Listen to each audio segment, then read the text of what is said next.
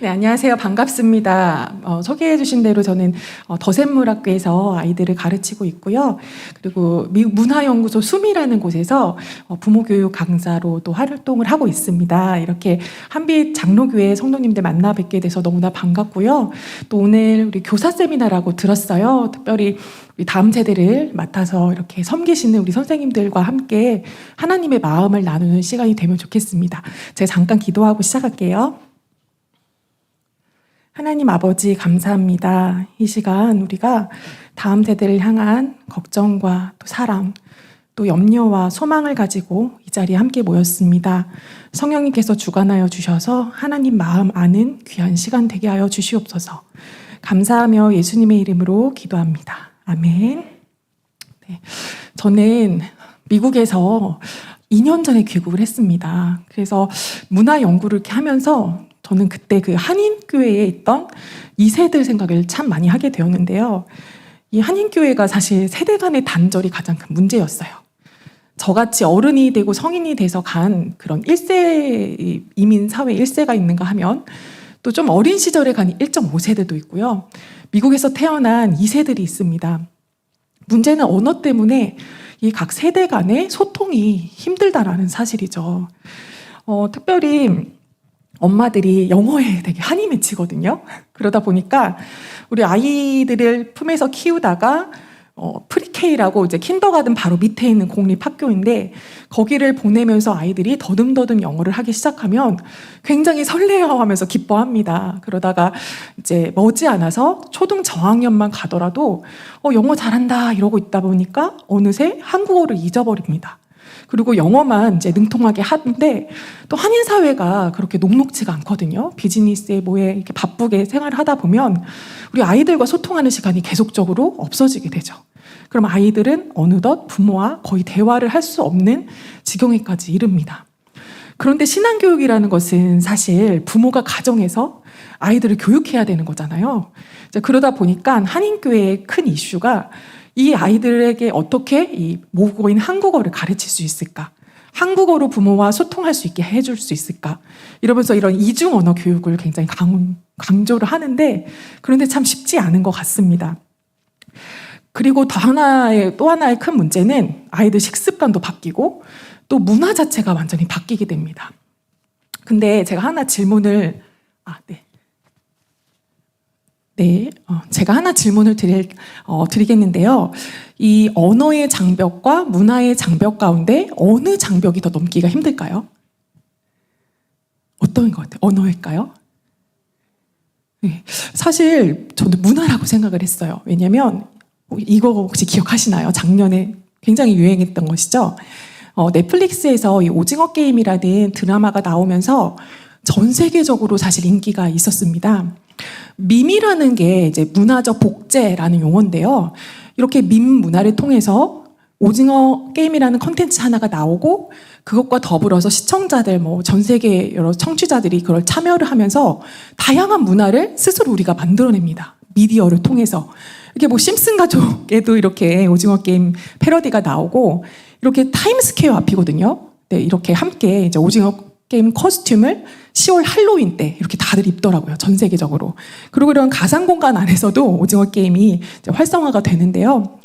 요즘에는 그래서 이렇게 문화를 공유하는 단위, 그 문화를 공유하는 사람들을 가리켜서 같은 세대다라고 이야기를 하죠. 이런 거를 많이 보셨을 거예요. 우리 BTS, 유명한 BTS 같은 경우도 그렇죠. 그런데 우리 이 아이들을 이해하기 위해서는 이런 언어에 있어서도 이 영화도 다들 아시죠? 미나리라는 영화인데 할머니가 이제 데이비드야 하면서 때로는 이 아이가 학교를 가면서 할머니와 멀어지기도 하고 또 그런 갈등에서 이겨내서 잘 극복하기도 하고 그런 이제 영화를 그리고 있는데 우리 아이들의 이 문화를 이해하는 것 이게 어떻게 보면 이 영어로 이중 언어자가 되어서 아이들과 소통하는 것만큼이나 사실 쉽지가 않다라는 것들을 발견하게 됩니다. 제가 지난달쯤에 6주간에 걸쳐서 한 교회에서 이런 세미나를 했어요. 그러다 보니까 저희가 6주 동안 하나하나 문화 콘텐츠를 같이 보고 음악을 듣고 하면서 우리 아이들을 이해하려고 했는데 그걸 마치면서 부모님들, 선생님들이 하시는 말씀이 정말 너무 힘들고 어렵다라는 얘기를 하시더라고요. 안 보던 막 마블 영화를 막 봐야 되고요. 우리 너무 좋아하시죠, 마블 영화. 그러나 이제 보지 않던 어머니들에게는 이게 되게 힘든 일이셨더라고요. 그러면서 아이들을 이해하기 시작했고, 힘든데 왜 했냐라는 얘기를 했을 때 아이들을 사랑해서 했습니다 라고 고백을 하는 것을 보았습니다. 그만큼 이 언어가 느는 것만큼 힘든 이 문화의 이중언어, 저는 이렇게 문화의 이중언어라고 이것을 불러보고 싶습니다. 우리 아이들 이렇게 관계를 먼저 세워야 사실 우리 아이들에게 우리가 가진 복음과 예수 그리스도를 전할 수가 있는 것이죠. 우리 아이들 너무 사랑하지만 아까 그 언어가 통하지 않는 미국 사람들처럼, 미국의 2세와 1세의 그런 관계처럼 우리 아이들과 이 문화가 통하지 않는다면 우리는 아무리 우리가 가진 복음이 귀하고 아름답고 존귀한 것일지라도 우리 아이들에게는 정말 소기의 경읽기 같은 그런 딴 나라 이야기가 아닐까 이런 생각이 듭니다. 그래서 오늘 저와 함께 오늘 살펴볼 것은 이 다음 세대 아이들을 이해하는 그런 통로로 이 문화를 한번 보시고요. 그리고 그럼 우리가 이 아이들을 이해하면서 이 문화를 가지고 어떻게 우리 아이들과 소통을 할 수 있을지 그거를 함께 살펴보면 좋겠습니다. 우리 아이들에게 저희가 복음을 전하고 싶은데 이 할머니와 데이비드의 관계만큼이나 저희 아이들과 저희를 멀어지게 만드는 것이 있습니다. 저희가 사실 일주일에 한 번씩 교회에서 아이들이 주일학교에 오잖아요. 그리고 하나님의 말씀을 듣고 예배를 드리지만 다른 모든 시간들, 일주일에 7번은 이 세상의 이야기를 듣고 있습니다. 그래서 이런 모습인 것 같아요. 아이들이 이런 다양한 미디어 매체들을 통해서 이 세상 문화의 이야기는 끊임없이 듣는다는 것이죠. 음악, 이런 SNS, 또 음악, 영화, 너무나 많죠. 우리 아이들을 빠져들게 하는 것들은. 그리고 우리 아이들은 너무 재미있는 게 오늘날 시대를 가리켜서 미디어 네이티브다, 디지털 네이티브다라는 얘기를 합니다. 언어 얘기와 자꾸 저는 비교가 되는데 제가 아무리 미국에서 10년 가까이 살아도 그 네이티브 스피커가 될 수가 없더라고요. 그만큼 이 영어 언어가 습득되는 게 힘든데 완전 차원이 다른 거죠. 우리 아이들은. 우리가 이 미디어와 맞는 관계는 저희들은 유목민이다 이런 얘기 하잖아요. 근데 우리 아이들은 태어나서부터 이 미디어를 접하는 미디어 네이티브입니다. 이 미디어 네이티브들은 끊임없이 이 문화를 통해서 세상의 이야기를 듣습니다. 그리고 일주일에 한 번 교회 와서 이렇게 말씀을 듣고 요만큼 하나님의 말씀, 복음이 차오릅니다.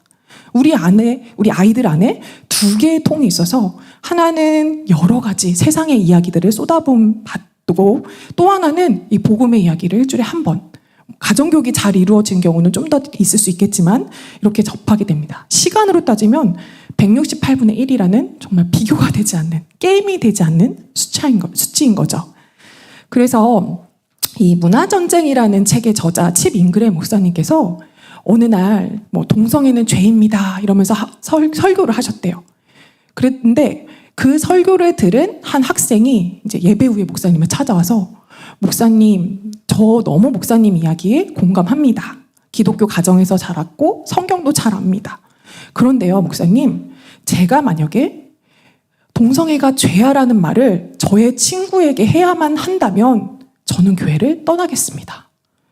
이렇게 이 세상의 전제 그리고 또 이 말씀의 전제가 충돌을 할 때 우리 다음 세대 아이들은 기꺼이 이 세상의 전제를 따라가면서 신앙을 버린다는 것이죠. 그래서 목사님께서 이렇게 얘기를 하세요. 예전에는 변증이란 것을 불신자를 대상으로 하는 것이었다면 이제는 교회 안에 자녀들을 위한 것이 되었다. 변증은 우리의 신앙을 변호하는 것이거든요.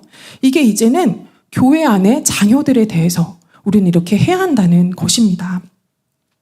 이거를 미국 한 리서치 바나 연구소에서 조사를 했거든요.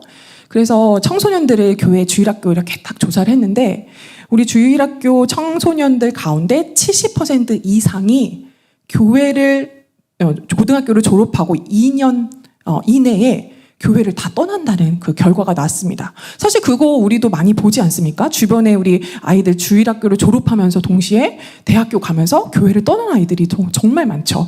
이제 이런 것들이 나와서 저희도 이제 많이 목격을 하는데 저희 딸아이가 이제 계속해서 이제 줌으로 뭐 소그룹도 하고 그러면서 한 번은 교회 목사님께서 이 줌 신방을 하시더라고요. 그래서 큰아이 이렇게 그룹에 오셔서 너는 뭐 어떻게 지내니 여러 가지 묻다가 어떻게 깊이 좀 신방을 하면서 한 2시간 정도 이렇게 하시는데 나중에 그런 얘기를 아이들이 하더래요. 하는 거를 제가 옆에서 들은 거예요. 엄마 때문에 교회 다닙니다. 그리고 엄마로부터 자유를 얻을 때 저는 교회를 안 다니고 싶습니다. 상당히 많은 아이들이. 저는 귀를 쫑긋해서 우리 딸이 혹시 그러면 어떡할까 이러면서 이제 그거를 귀 기울여 들었었는데 이런 일이 우리 주변에서 우리 교회에서 우리 다음 세대 가운데 너무나 많이 일어나는 것이라는 것이죠. 그렇다면 아까 전에 보여드렸던 이것 168분의 1 극복할 수 있는 방법이 있을까요? 시간적으로는 우리가 사실 가능성이 없어 보이죠. 왜냐면 아이들 학교를 가야 되고 또 친구들을 만납니다. 그리고 교회에 오는 날은 정해져 있습니다.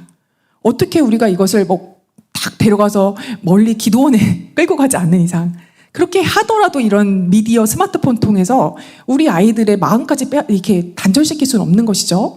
그렇다면 우리가 어떻게 해야 하는가 이런 이제 고민을 하게 되는 것 같은데요. 방법은 이렇게 2가지의 통을 하나로 만들어주는 거예요. 그리고 이 2가지의 통을 하나로 만들어주기 위해서 우리 아이들의 문화를 이해해야 한다는 것이죠. 그래서 이 하나의 통이 바로 예수 그리스도의 이야기로 이 세상 이야기가 복음과 따로 가는 것이 아니라 하나의 하나님 이야기로 만들어주면서 우리가 아이들에게 이 예수 그리스도를 우리가 사랑하는 주님을 전해야 한다는 것이죠. 그리고 이것을 가리켜서 문화에 답하는 변증이다라고 이야기를 할 수가 있겠습니다. 우리가 변증이다 하면은 우리 이제 많은 분들이 이 기독교적 변증에 대해서는 이해가 없기 때문에 예전에 막 철학 시간, 뭐 도덕 시간에 배웠던 그런 해겔의 변증법 이런 것들을 생각하시더라고요. 근데 영어로서 용어는 완전히 다릅니다. 이 해겔의 변증법, 정반합 그런 거 기억 혹시 나시나요? 이제 이런 거를 가리켜서 이제 다이얼렉틱이다 이렇게 얘기를 영어로는 하고요. 우리 기독교적 변증에 대해서는 이제 아폴로제렉스라는 용어를 씁니다. 이게 고대 사회에서 헬라어에서 기원이 된 용어인데 헬라어 아폴로기아에서 이제 기원을 합니다. 이제 그 당시 이 단어는 어떤 때 쓰였냐면 이렇게 대답하다, 변호하다. 이제 법정에서 사용하던 용어였어요. 우리가 변호사라고 생각을 해보면 이 사람 내가 맡은 의뢰인의 무죄를 입증하기 위해서 우리가 제 느낌이 이 사람은 죄인이 아닌 것 같아요. 이런 말 쓰지 않잖아요. 정확하게 이 사건을 조사하고 근거를 들어서 이 사람의 무죄를 입증하듯이 우리의 가진 신앙을 기독교의 정당성을 논리적으로 근거를 대서 이유를 들어서 설명하고 답을 하는 것 이것을 가리켜서 변증이라고 하지요. 어떻게 보면 우리가 막 전도할 때 그런 이제 변증적인 그런 태도를 많이 취하는데 특별히 우리 다음 세대에 대해서는 문화에 대한 이런 선교다. 또 다음 세대에 대한 선교다. 이걸 가리켜서 이제 문화 변증이다라고 보실 수가 있습니다. 우리 함께 말씀을 같이 읽어보겠습니다. 베드로서 3장 15절입니다. 시작. 너희 마음에 그리스도를 주로 삼아 거룩하게 하고 너희 속에 있는 소망에 관한 이유를 묻는 자에게는 대답할 것을 항상 준비하되 온유와 두려움으로 하고. 아멘. 여기서 말할 때 이 대답할 것을 준비하되 이것이 바로 이 아폴로기아라는 이 변증이라는 뜻이죠. 그런데 이게 우리가 막 적극적으로 이렇게 믿어야 돼 라고 말하는 것보다는 여기에서는 묻는 자에게 대답할 것을 준비하되 이런 표현으로 이렇게 쓰이고 있는 것이죠. 즉 좀 어떻게 보면 소극적이고 수동적인 태도인 것 같아요. 이때 초대교회에 기독교인들은 박해를 받았습니다. 로마의 박해를 받았죠. 그래서 도망 다니면서 그렇게 우리 초대교회 성도들이 살았는데 가만 보니까 이 사람들이 뭔가 독특하고 남달라 보이는 거예요. 특별해 보이는 거예요. 그러니까 너희 도대체 왜 그렇게 사니? 너희의 소망은 도대체 무엇이니? 라고 물었을 때 나는 이래서 내가 믿는 기독교는 이렇고 나는 그래서 이렇게 믿어 라고 이야기할 수 있도록 대답할 것을 준비하라는 뜻인 거죠. 그리고 이게 막 무조건 믿어, 막 천당, 지옥, 뭐 불신 지옥 이런 식으로 강압적인 태도가 아니라 굉장히 온유하고 두려워하는 그런 마음으로 겸손하게 그렇게 삶을 살아가면서 대답을 한다는 것을 이제 말을 합니다. 이것이 바로 변증인데, 이 초대교회는 그 로마 사회라는 이 사회를 향해서 이런 변증적인 일을 했죠. 그러면서 사실 교회는 더욱더 크게 확장이 되어 갔고요. 또 기독교 신앙의 교리들은 정립이 되어 갑니다. 왜냐하면 교회 안에도 이렇게 이단들이 들어와 있었어요. 그러다 보니까 싸우고 변증하고 이걸 막 피 흘리면서 싸우는 게 아니라 논리적으로 설득해 가면서 참된 신앙으로 이끌다 보니까 이런 서신서들도 나오게 되고요. 바울이. 그리고 그 이후에 초대교회 때 이런 중요한 기독교 교리들이 정립이 됩니다. 그렇다면 이때 이 시대는 그렇게 외부의 핍박과 복음을 믿지 않는 이런 로마 사회, 이렇게 복음을 전하는데 이 변증을 했다면, 지금은 아까 전에 그 칩 잉그레 목사님 말처럼 다음 세대 아이들에게 변증을 해야 되는 시기가 되었습니다. 그래서 이미 많은 선교학자들은 수직적 선교에 대해서 말을 합니다. 그러니까 수평적 선교가 날아가는 선교라면 수직적 선교는 다음 세대를 대한 그런 선교인 거죠. 그런데 우리가 이제 선교지를 나간다고 한번 상상을 해보세요. 그러면은 우리가 무엇을 준비하나요? 한 1년, 2년을 언어 공부합니다. 영혼들을 한 번도 못 만나요. 선교지 영혼들.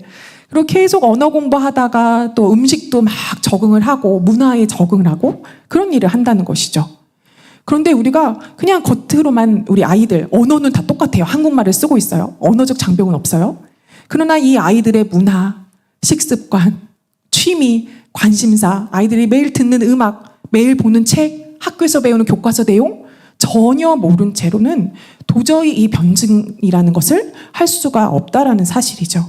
그러기 위해서는 우리가 정말 선교사로서 훈련을 받듯 우리 교사들이, 주일학교 선생님들이 우리 아이들을 알고 그들의 문화를 이해하는 일도 반드시 필요합니다.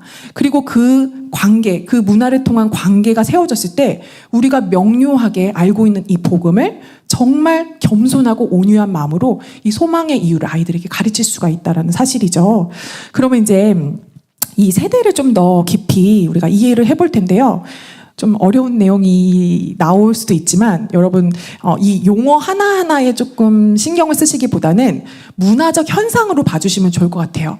우리가 매일 숨쉬고 있는 공기 매일 숨쉬고 있지만 이 공기가 정확하게 몇 대 몇에 무슨 성분이 여기 들어가 있다 모르는 것처럼 우리가 이 문화는 숨쉬듯이 매일 접해요.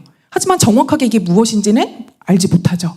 그래서 지금 대략적으로 질소가 40%의 산소가 얼마 이런 것들을 우리가 배운다라는 마음으로 한번 이렇게 이해하고 넘어가 보시면 좋을 것 같습니다. 이 세상에 아주 거대한 두 개의 큰 사상적 흐름이 있어요. 그리고 우리는 단 한 사람도 여기서 자유로울 수 있는 사람은 없습니다. 우리가 마치 이 지구에 붙어 살기 때문에 공기를 마실 수밖에 없는 것처럼 오늘날 문화의 공기와 같은 이 모더니즘과 포스트 모더니즘을 우리는 피할 수 없다라는 거예요. 이 모더니즘은 자연주의 철학을 기본으로 합니다. 그리고 이 포스트 모더니즘은 더 최근에 이런 문화 현상의 일환으로 이렇게 보실 수 있고요. 이거 하나 막 학적으로 하려면 굉장히 그 기원이 막 깊이 들어가기 때문에 이제 문화적으로 우리가 좀 살펴보면 좋겠습니다. 먼저 자연주의 모더니즘을 조금 볼 텐데요. 저희가 한 가족이에요. 이 자연주의 가족 안에 유물론, 무신론, 진화론, 이성주의, 과학주의, 회의주의, 세속적 인본주의 이런 여러 주의들이 있는데요. 이렇게 이해를 한번 해보세요. 모든 존재하는 것이 100% 물질이다. TV 같은 데서 많이 보지 않아요? 그 과학 채널이나 이런 데서도 누구나 이런 얘기는 기정사실로 받아들이고 있죠. 물질이 아닌 것에 대해서는 바라지 마라 이런 과학자들 이야기도 많은데요. 또 자연적 원인으로 세상의 모든 것을 설명을 할 수가 있다라는 것입니다. 또 하나는 이제 무신론인데 결국에는 물질이 존재하는 모든 것이니까 물질이 아닌 것은 믿을 수가 없는 것이죠. 그것 가운데 가장 큰 존재가 바로 신이라는 존재입니다. 물질로 설명이 되지 않는 신이라는 존재를 부정해 버립니다. 그래서 신이라든지 초월적인 것은 존재하지 않는다 이런 입장인 거죠. 그럼 무엇으로 이 생명의 기원, 우주의 기원을 설명할 수 있을까요? 옛날에 다윈이 만들어낸 진화론이에요. 그래서 이 진화론은 아주 작은 무기물 이런 것이 유기물이 됐다가 또 나중에는 단세포 생물이 됐다가 이렇게 진화하는 과정을 통해서 생명이 가득 차게 되고 그 언저리에 우리 인간도 이제 진화가 된 것이죠. 그리고 이제 자연의 선택, 생존, 적자 생존, 힘 있는 자만 살아남고 그러다 보니까 이제 이런 가장 힘 있는 것의 싸움 뭐 이런 것들이 이제 진화론에서 나온 이야기 생각들인 거죠. 그리고 인간의 이성을 가장 중시합니다. 다른 무엇보다도 인간의 이성에 대한 신뢰를 굉장히 많이 하는 사상입니다. 그리고 이 인간의 이성이 지식의 근본이고 모든 것이다 라고 이야기를 하면서 그 방법으로는 과학주의의 방법을 채택합니다. 즉 과학은 실험하고요, 관찰하고 그리고 그 실험의 결과, 데이터의 결과만을 진리라고 얘기하죠. 그 실험에서 나오지 않은 것은 사실 입증되지 않았다고 이제 얘기를 하는데 이 과학적인 방법만이 이 실제 지식에 이르는 유일한 수단이다, 이런 관점입니다. 우리 아이들의 교과서에서 다 이런 내용이 나오죠. 그리고 과학적인 방법으로 알 수 없는 것들, 과학적인 방법으로 실험과 관찰을 통해서 얻을 수 있는 그런 지식 이외의 다른 것들은 다 의심해버리는 회의주의, 이걸 회의주의라고 합니다. 다 의심하죠. 그리고 결국에는 하나님이나 신이나 초월적인 것이 아니라 인간이 가장 중심에 있다. 가장 중요한 존재다. 인간의 이성이 최고위에 있다. 이런 이제 견해가 세속적 인본주의입니다. 그래서 진화 생물학자 리처드 돈키스는 인간은 유전자 보존을 위해서 맹목적으로 유전자의 명령을 따르도록 프로그램화된 생존 기계다라는 이야기를 해요. 우리도 영혼이 있거나 감정이 있거나 그런 존재가 아니라 그냥 단지 생존 기계에 불과하다. 이 물질 덩어리에 불과하다, 이런 견해가 나오는 거예요. 그러면 우리 아이들이 이런 것 요즘에 굉장히 이슈잖아요. 이런 낙태에 대한 것들. 이 낙태도 우리는 물질이에요. 그리고 태아도 물질이에요. 그럼 사실 영혼이 아니라 물질이기 때문에 그냥 세포 덩어리에 불과한 거예요. 그럼 중요한 건 뭔가요? 여성의 선택권은 중요하게 되는 것이죠. 그러면서 이제 낙태에 대해서 합법화를 하려는 그런 시도들이 많이 있죠. 안락사도 마찬가지입니다. 우리 아이들 대부분 아마 너무 원한다. 자기가 죽음을 너무 원하기 때문에 너무 고통스럽지 않냐? 그러면은 당연히 안락사 찬성한다. 애들 막 토론할 때 보통 그렇게 많이 얘기하거든요. 근데 이것도 철저하게 인간을 물질로 보는 그런 관점에서 나오는 그런 결정들인 거죠. 더 심각한 거는 이런 맞춤형 아기입니다. 우리 큰아이의 병을 고치려고 의도적으로 맞춤을 해서 작은 아이를 낳습니다. 그러면 그걸 나중에 장기 이식을 하는 것이죠. 그런 식으로 사람을 철저하게 도구화하고 그 어린 아이는 자신의 결정권이나 의사가 없기 때문에 그걸 물질로 보고 부모가 마음대로 그렇게 아이를 맞춤형 아이로 만드는 것이죠. 이제 벌써 이런 사회가 되었습니다. 그리고 더 나아가서 물질에 불과하면 동물이나 사람이나 별반 다를 게 없어요. 이성이 가장 중요하다고 했지만 결국에는 그들의 논리에 의하면 동물이나 사람이나 별반 다를 게 없기 때문에 요즘에 일어나는 이 동물권 이야기들, 그리고 막 고양이를 자녀 삼고 강아지를 자녀 삼는 그런 이야기들, 정말 너무 귀하게 우리 반려동물을 키우고 있죠. 막 사람이 집사가 되면서 떠받들듯이 우리 반려동물들을 키웁니다. 아이를 낳지 않아요. 딩패 쪽이라고 합니다. 그런 이제 현상들이 일어나고 이런 영향을 우리 젊은 다음 세대 아이들이 정말 많이 받습니다. 그래서 나 결혼도 안 해요. 아이도 안 낳아요. 그런 걸 왜 해요? 나 희생하고 싶지 않아요. 그냥 내가 내 몸이 즐겁게 살다가 가면 되죠. 이런 식으로 이제 가는 것이죠. 그리고 동물과 내가 똑같은 물질에 불과하다면 사실 인간이 제일 우위에 있는 것이 아니라 모든 것이 똑같은 권리를 갖게 되고요. 그럴 때는 이렇게 이 백만장자, 오스트리아의 백만장자신데 여자분인데 돌고래와 결혼하는 이것도 자연스럽게 논리적으로 가능한 일이 되어버리고 맙니다.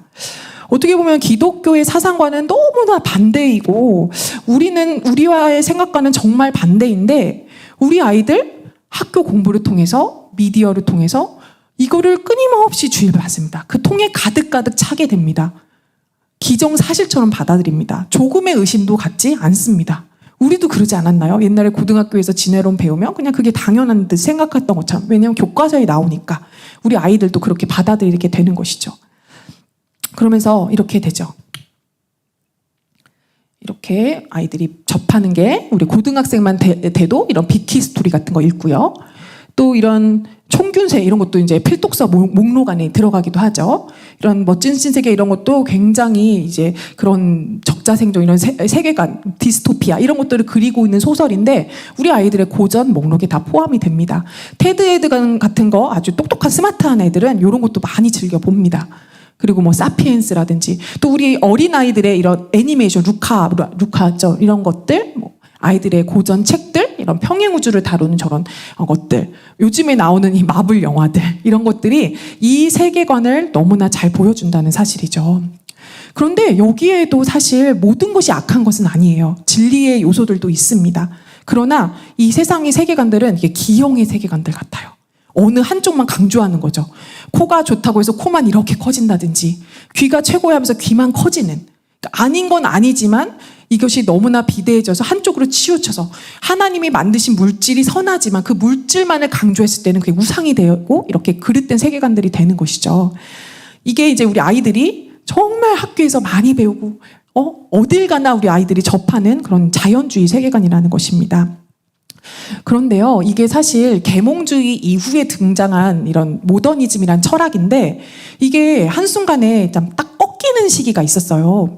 여러분 아시다시피 인류가 과학기술 문명이 막 발달했다가 결국에는 유토피아를 꿈꿨지만 딱 꺾이는 순간이 세계전쟁이었죠. 1, 2차 세계대전을 겪으면서 과학기술 문명 그렇게 발달해서 우리가 유토피아 된다고 생각했는데 핵전쟁이 일어나다니. 이러면서 사람들은 의심하고 회의하기 시작합니다. 그러면서 이렇게 모든 것이 와장창창 깨어진 시대.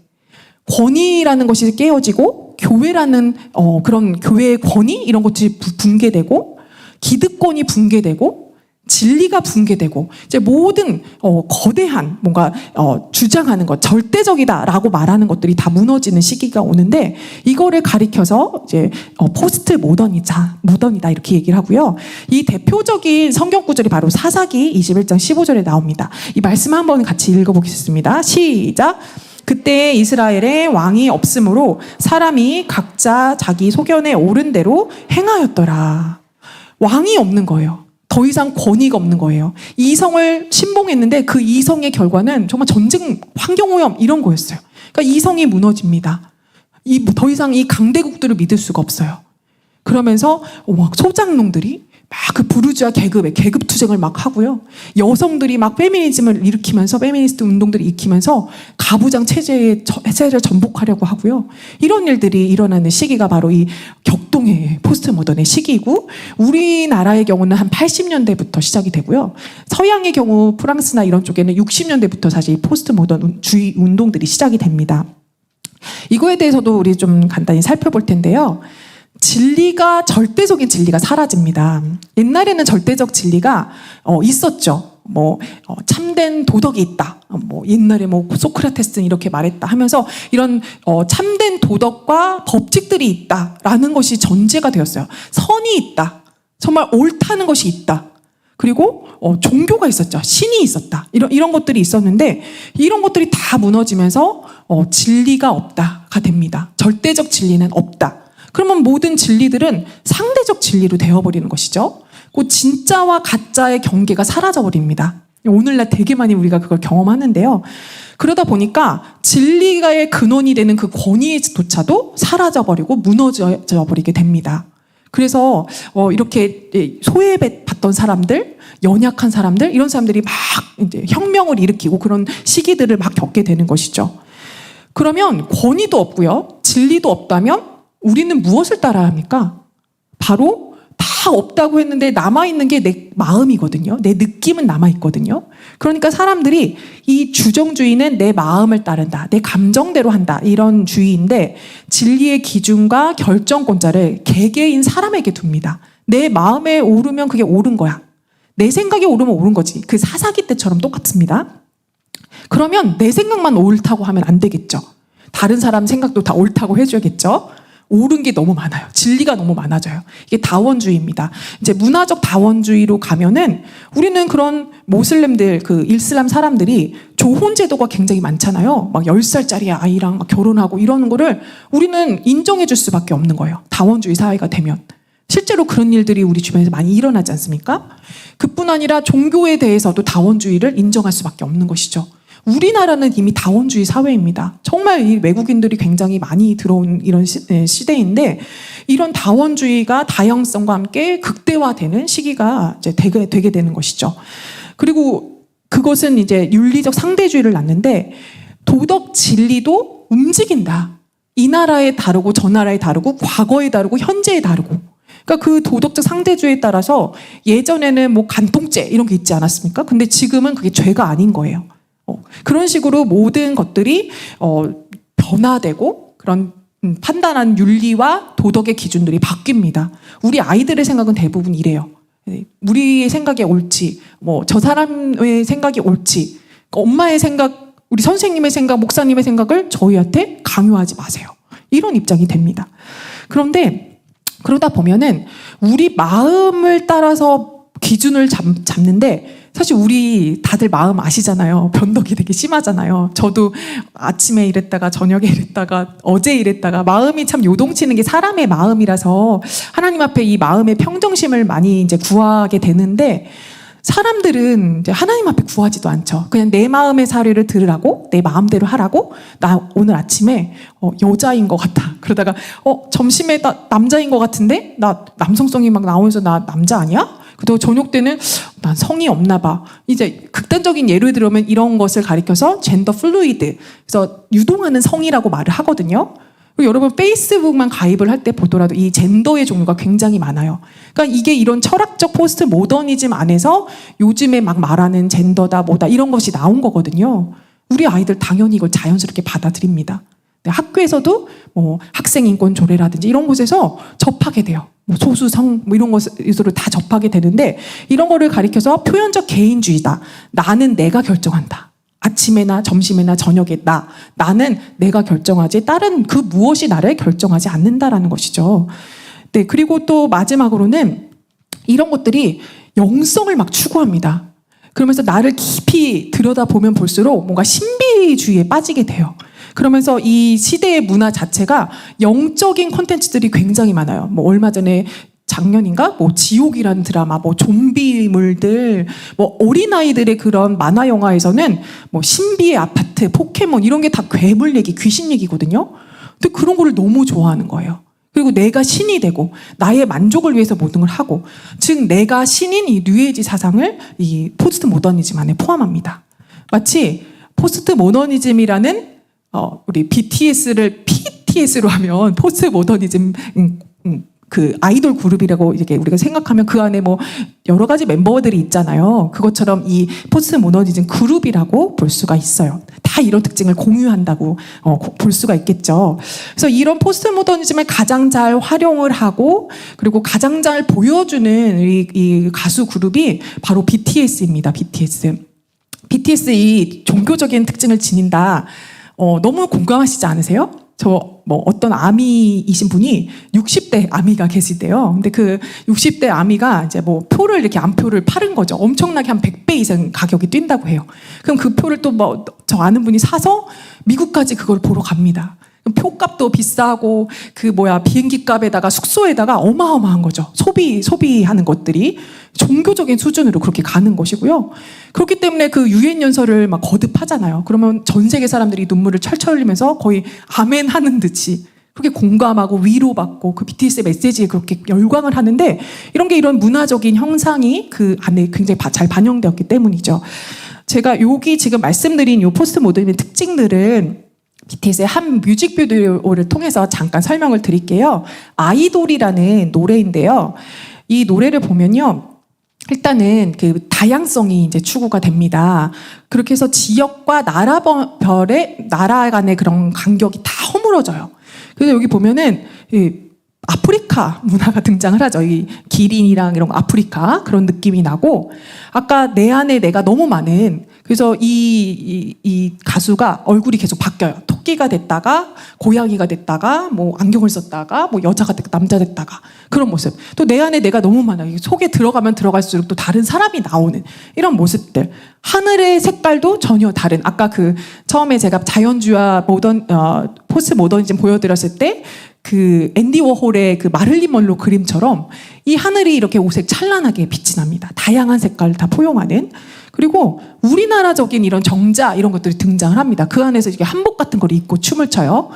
그리고 요거는 주유소에 이렇게 공기 넣어가지고 이렇게 흔들리는 그건데, 이게 어떻게 보면은 되게 우리 오늘날의 사람을 많이 표현하는 것 같아요. 이게 바람이 불 때마다 이렇게 일어나면서 흔들리는 것이죠. 뭔가 내가 고정되어 있는 것이 아니라 자꾸 변하고 흔들리는다. 이렇게 보여주고, 이 여자인지 남자인지 참 알 수가 없어요. 핑크색 머리, 그러니까 성이라는 것까지 다 해체해버리고 얼굴이 너무나 많습니다. 내 안에 내가 너무 많고, 가사를 보면 내 속 안엔 몇백 명의 내가 있어. 오늘 또 다른 나 맞이해. 어차피 전부 나이기에 고민보다는 그냥 달리네. 그러니까 예전에 같은 경우는 가면을 쓴다고 해요. 융의 페르소나라는 개념으로 내가 직장에선 이 모습, 뭐 가정에선 이 모습. 그러나 가면을 벗으면 내 본 모습이 나오는데 오늘날에는 그 가면이 나예요. 그러니까 다중인격인 거죠. 한마디로 표현형적 개인주의에 따르면 이제 그런 것들, 그러면서 수많은 부캐릭터들을 만들어내죠. 그러니까 놀면 뭐하니 혹시 보시나요? 유재석이 막 부캐의 세계 하면은 유드래곤이 됐다가 지미유가 됐다가, 근데 그게 정말 다른 사람인 것처럼 행동하잖아요. 이제 그런 모습이 우리 오늘날 아이들에게 있다는 거예요. 여기 보면은 아무리 상어 같은 권위 뭐 이런 거 나를 위협하지만 전혀 끄떡없어요. 너무 든든하기 때문에 상어 이빨만 부러질 뿐이죠. 그리고 이런 부채춤 같은 동양적인 모습, 또 이런 여성스러운 그런 얼굴, 립스틱, 정말 이 성의 개념이 다 이제 붕괴가 됐습니다. 그리고 이렇게 동양화로 그리는 수묵화로 그려지는데 빨간 이런 배경으로 좀 괴기스럽게 나타나죠. 그러면서 아까 그 주유소에서 올라오는 그 풍선 그것처럼 이렇게 거인처럼 밑에 보면 이 사람들이 멤버들이 이렇게 일어서요. 그러면서 저 위에 보시면 우뚝 서게 됩니다. 내 안에 내가 신인 거죠. 내 안에 거인을 일깨운 거죠. 이런 이제 포스트 모던적인 생각들이 여기 많이 들어가 있는데 저는 좀 느부갓네살의 신상이 이걸 보면서 떠오르더라고요. 그러면서 이런 동양적인 것과 지화자 좋다, 얼쑤, 영어랑 함께 등장합니다. 이 어떻게 보면 미국 사회에서 빌보드 뭐 이런 데서는 소수라고 불리울 수 있는 동양 남자들, 그러나 그 동양 남자들도 여리여리하고 예쁜 남자들이 이렇게 세계를 제패하는 그런 케이팝의 유명한 가수가 된 것이죠. 이런 모든 것들이 포스트 모던적인 모습이고요. 그러면서 막 이렇게 수많은 내가 이렇게 얘기를 하면서 나는 자유롭다, 나는 항상 나였기 때문에 너희들이 손가락질해도 상관이 없다라는 식으로 이제 말머리가 됩니다. 정말 이 포스트 모더니즘을 굉장히 많이 보여주는 모습이라고 할 수가 있겠습니다. 우리가 이 아이들의 문화가 이렇구나 보는데, 그렇다면 우리 잠깐 이 말씀을 같이 한번 다시 읽어보겠습니다. 시작. 단단한 음식은 장성한 자의 것이니 그들은 지각을 사용함으로 연단을 받아 선악을 분별하는 자들이니라. 우리가 아이들의 이 모습만, 문화만 이해하면 그치는 게 아닙니다. 그러면 같은 두 통을 따로따로 해서 주일에는 말씀 전하는 통에다가 말씀 넣어주고, 평상시에는 뭐 밭에 뭐 문화의 통을 같이 쌓고 그럴 수가 있는 것이죠. 그게 아니라 이 두 통을 하나의 통으로 만들어주는 일이 필요한데, 그러기 위해서는 이렇게 선악을 분별할 수 있게 돼야 하는 것이죠. 그러면서 우리 아이들에게 이 분별하는 법을 가르쳐야 합니다. 여기서 이제 히브리서 같은 경우는 구약적인 배경을 많이 갖고 있어요. 이 히브리계 유대인들이 유대인에서 온 크리스찬들이 이 히브리계 크리스찬들을 대상으로 편지를 쓰는 거라서 이런 지각을 연달마다 분별하다 이런 개념이 나오는데, 우리가 생각하는 분별은 사실 지적으로 논리적으로 따지는 것이 분별이라고 생각을 하는데, 이 히브리 사람들에게는 온 몸을 지각을 통해 연단을 받아서 하는 것이 분별이라는 개념을 갖고 있습니다. 그래서 이런 예를 드시면 이해가 되실 거예요. 이제 바리스타들은요, 코가 연단이 됩니다. 입도 혀도 연단이 되어서 맛만 보고 냄새만 맡아도 이거는 뭐 콜롬비아 산이다, 이거는 뭐 에티오피아 산이다, 이런 거를 분별을 하죠. 우리는 잘 모르죠. 멕신 커피만 분별할 수 있을 것 같은데, 이제 이렇게 코가 연단받은 상태. 또 이제 화표의 감별사들은 돈을, 진짜 돈만 한 6개월에서 1년을 만진대요. 그러다 보면 이게 익숙해져서 6개월, 1년 후에 딱 가짜 돈을 넣었을 때 손의 감각만으로도 가짜 돈을 분별해낸다고 합니다. 이런 감각들. 그리고 이제 제가 텍사스에 왔는데 거기는 이제 소를 주식으로 먹거든요. 스테이크를. 그래서 저희 같은 외국인은 이제 여기가 한우랑 달라요. 굉장히 심줄도 많고 오도독뼈나 뭐 물렁뼈가 많은데 그것들을 막 티나게 이렇게 뱉어내요, 저희는. 근데 이 텍사스 사람들은 티 안 나게 뱉는 법을 아주 어렸을 때부터 이걸 씹고 뱉는 걸 연습을 한다고 합니다. 그래서 이 분별하기라 할 때 이런 우리 혓바닥이 그러듯이, 우리의 코가 그러듯이 손이 분별해 내듯이 우리의 온 감각이, 우리의 온 몸이 연단을 받아서 분별하는 거를 생각을 해보시면 될 것 같아요. 그래서 이 윌키스 샌포드라는 분이 은밀한 세계관에서 이렇게 얘기를 합니다. 우리 삶에서 가장 강력한 영향을 미치는 세계관은 문화에서 비롯이 된다. 그런 세계관은 우리 주변에 널려 있다. 아까 말씀드린 공기 안에 뭐 질소, 산소가 있듯이 이런 세계관들이 우리를 애워싼 문화 안에 섞여 있어요. 그래서 우리는 이거를 깊이 스며있기 때문에 피하기가 쉽지 않고 무의식적으로 받아들인다. 그러면서 하는 말이 커피 안에 녹아있는 세계관이다. 우리가 커피 하나를 마시러 간다고 생각을 해보세요. 그러니까 저는 동탄 신도시에서 왔는데 정말 수많은 그런 컨셉 테마의 카페들이 너무 많고요. 그리고 그 카페를 누구랑은 가야지? 그러면은 이런 컨셉으로 한번 가야겠다. 거기서 어떤 대화를 나눌지, 또 무엇을 마실지, 그 카페 분위기에서 어떤 음악이 흘러나올지, 이런 우리의 오감이 활용이 돼서 이 세계관은 무의식적으로는 받아들이고 있다는 것이죠. 그런 의미에서 이 커피 안에 녹아있는 세계관이 너무 적절하다라는 생각을 해봤습니다. 그럼 이 세계관이 무엇일까요? 먼저는 세계가 이런 곳이야 라는 설명이에요. 우리가 살아가는 세상 이런 곳이야. 물질만 있는 곳이야. 영적인 세계도 있는 곳이야. 이렇게 정의를 내려버리는 것이죠. 그리고 또 한 가지는 규범적 기능이라고 해서 이런 세상이니까 이렇게 살아야 돼 라고 말을 하는 것입니다. 이런 세상이니까 당연히 사람은 이렇게 살아야 마땅하지 라는 것이죠. 그러면 이렇게 질문들을 해볼 수가 있어요. 우리가 그런 문화를 우리 아이들과 나눌 때에 그럼 이 세계관을 봐야 된다. 여기가 우리가 중요하다는 것을 이제 알게 되었는데 이 세계관을 우리가 살펴볼 때 이런 질문들을 하면 이 세계관에 대해서 알 수가 있습니다. 이 노래에서 말하고 있는 세상은 어떤 곳일까? 또 그럼 이 노래에서 말하고 있는 사람은 어떤 존재일까? 그러면 이 노래에서는 이 세상에서 어떤 일이 벌어진다고 이야기를 할까? 그리고 왜 이런 일이 벌어진다고 말하는 것일까? 그럼 너는 어떻게 살아야 되니? 우리는 그럼 어떻게 살아야 되나? 이런 것에 대한 질문의 답을 모든 문화 콘텐츠마다 주고 있다는 거예요. 한 가지 예를 들어볼게요. 제가 영상을 한번 광고이거든요. 한번 보시겠습니다. 소리가 안 나오는데. 셰프의 성공 전략은 크리에이터의 히든 카드는 최고의 직업을 선택하고 억만장자 레이스에 도전하자.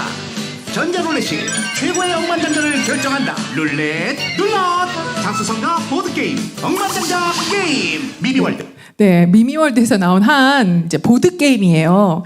그런데 예전에 그 동물론장을 쓴 조지 오웰이라는 그 소설가가 비평서를 썼거든요. 예술 비평서. 그러면서 모든 예술, 영화, 소설, 이 모든 것들은 프로파간다의 역할, 즉 선전의 역할을 한다. 그런 얘기를 해요. 그러니까 선전은 목적이 그 사람으로 하여금 그걸 사게끔 하는 게 목적인 거죠. 그러려면 이 세상을 자신의 목적에 따라서 이 세상은 이런 곳이니까 너 이거 사야 돼 라는 이야기를 전해주는 거예요. 그러면 이 방금 본 이 억만장자 게임에서 보여주고 있는 이 세계관은 어떨까요? 먼저 이 광고가 보여주는 세상의 모습 어떤 모습일까요? 이렇게 적어보셔도 되고 저는 이렇게 한번 정리를 해봤어요. 많은 직업들이 있어요. 그런데 모든 직업마다 중요한 게 아니에요. 사람들이 선호하는 직업이 있고요. 돈을 잘 벌 수 있는 직업이 있어요. 여기서 대표적인 예로 나왔던 게 뭐 아이돌, 뭐 셰프, 그리고 뭐 크리에이터 이런 게 나왔습니다.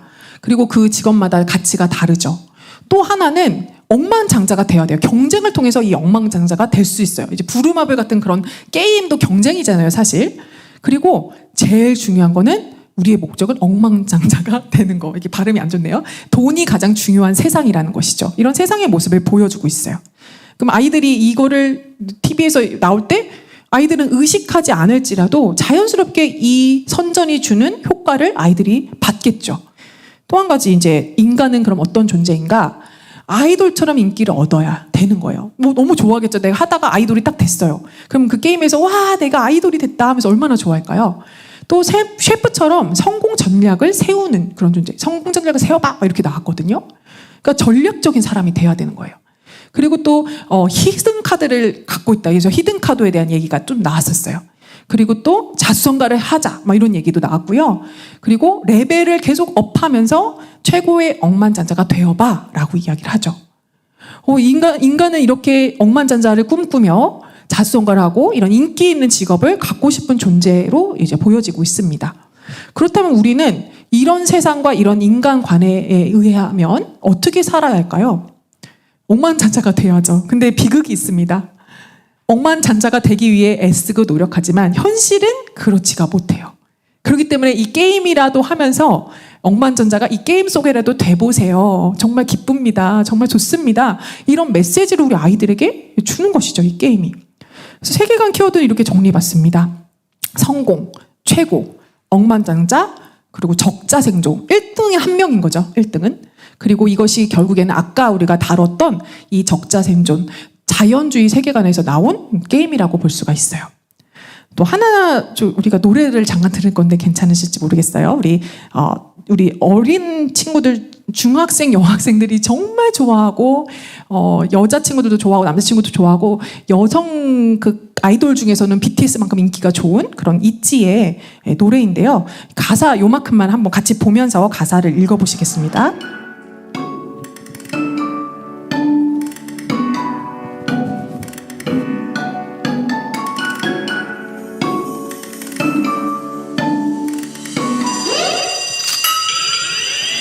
잔소리 썩 빼. 알아서 할게. 내가 뭐가 되든 내가 알아서 할 테니까 좀 아구와라 원나. 평범하게 살든 말든 내버려둘래. 어차피 내가 살아. 내 인생 내 거니까. I'm so bad bad. 차라리 기적일래.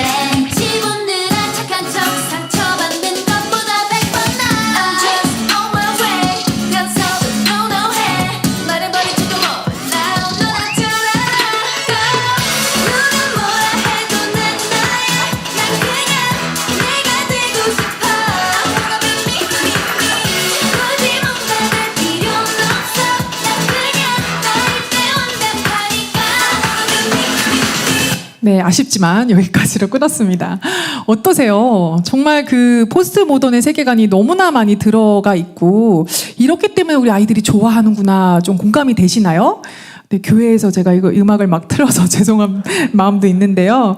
자, 요거는 제가 따로 이게 답안을 준비하지를 않았습니다. 제가 잠깐 짧게 저희 시간이 거의 많이 돼서 드릴게요. 원래는 이거 막 발표도 해보고 워크숍 형식으로 진행하면 정말 되게 재밌거든요. 근데 저희가 한정된 시간이라 그렇게 하지 못하는 점이 있는데 한번 조금 이제 기록을 한번 해봐 주세요.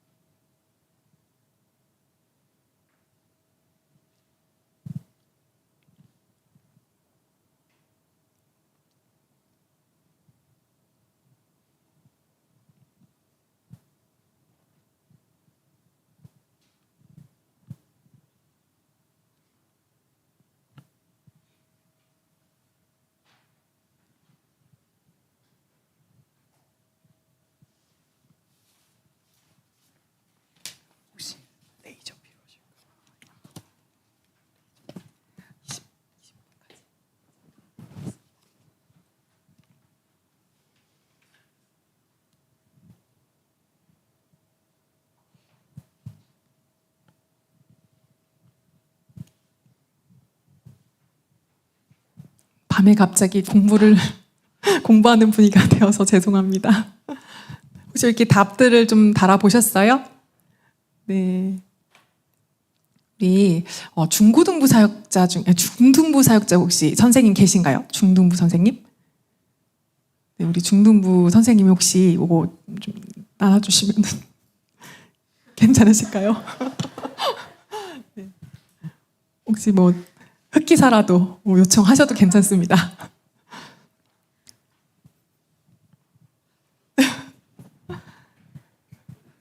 네, 손가락으로 이렇게 말씀을 하시고 계시는데. 네, 예. 그러면 혹시 이집 팬이시면 더 좋을 것 같기도 하고. 네. 네, 그분 누구신가요? 네. 네, 한번 이제 발표를 마이크 주실 것 같아요. 한번 해봐 주시면 좋을 것 같아요.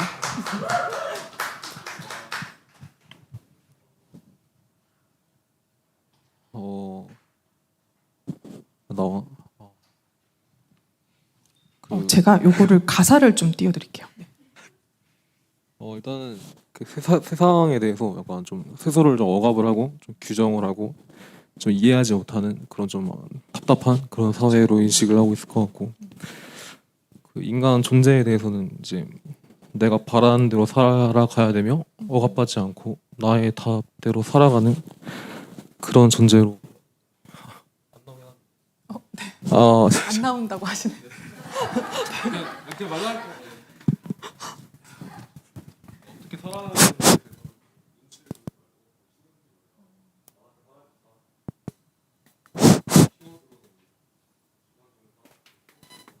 네. 박수를 크게 이렇게. 네, 감사합니다. 네.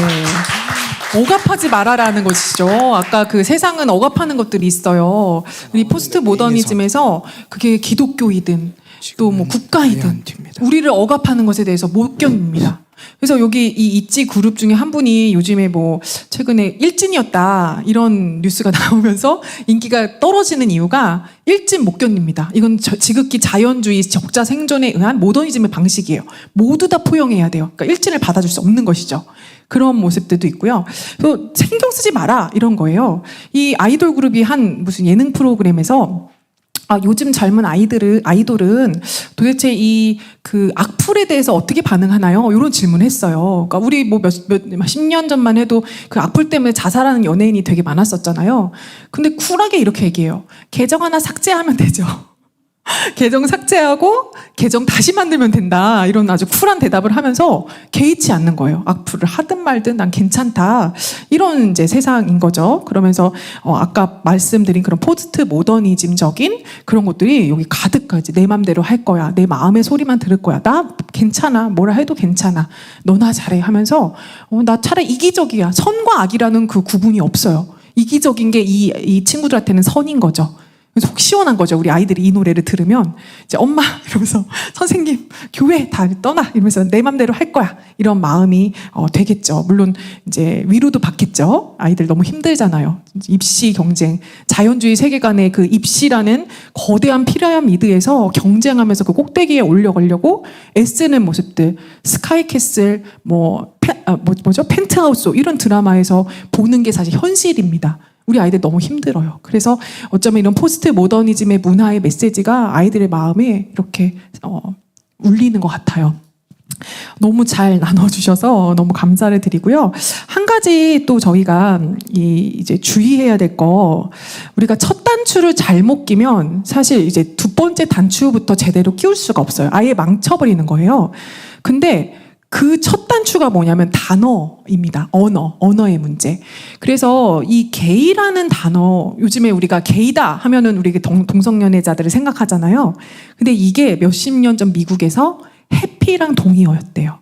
그래서 실제로 저희가 이제 텍스트 교재로 사용하고 있는 그 엄마곰의 변증학이라는 미국의 이제 변증학 팀이 있어요. 엄마들이 모여서 자녀를 잘 기르려고 변증 모임을 하는데 그 글을 쓰신 그 저자께서 어느 날 이 게이라는 단어를 쓸 수 없다는 사실에 굉장히 속상해했다라면서 이 단어 도둑 얘기를 하세요. 그래서 이미 도둑질을 당해서 이젠 더 이상 그 의미가 해피라는 의미가 아닌 거죠. 그런 것 중에 우리가 쉽게 이제 생각할 수 있는 게 무지개. 이거 이제 막 쓰기가 힘들어요. 그렇죠? 의도적으로 이런 젠더 이데올로기를 갖고 계신 그런 사상가들이 이런 좋은 단어들을 활용을 해서 그 뒤에 숨어서 자신들의 사상을 이렇게 펼쳐갑니다. 그걸 굉장히 잘했던 예전에 2차 세계대전 때 나치들이 그 언론을 장악해서 괴벨스는 이 언론을 장악하면 된다 이렇게 선동하기가 쉽다 얘기하면서 유대인들을 죽이는 사형 명령을 뭐 최종 결제 뭐 이런 식으로 용어를 바꿔서 사용했어요. 그럼 그 용어 뒤에 숨겨져서 이거 최종적으로 결제하는 건가 뭐 이게 나쁜 짓은 아니지라는 생각을 자연스럽게 하게 되는 것이죠. 그런 식으로 이제 용어를 하나하나 바꾸기 시작했습니다. 우리 이제 유치부나 뭐 이제 초등부 선생님들도 계실 것 같아서 우리 아이들 그림책 하나 가지고 왔습니다. 제 목소리만 너무 들으니까 좀 잠이 올 것 같아서 우리 남자분 혹시 다른 분 중에 뒤에 저기 초록색 옷 입고 계신 분이 보이시나요? 이거 글씨 안 보이시나요? 한번 이 글을 좀 읽어봐 주시면 너무 좋을 것 같은데 아니면 앞에 계신 우리 검은 옷 입고 계신 우리 선생님 한번 읽어봐 주시면 너무 좋을 것 같아서 네. 네, 이 책의 제목은 나도 가족일까입니다. 한번 여기 글씨가 너무 괜찮으세요? 그럼 어쩔 수 없이 또 우리 가까이 계신 아니 그런가요?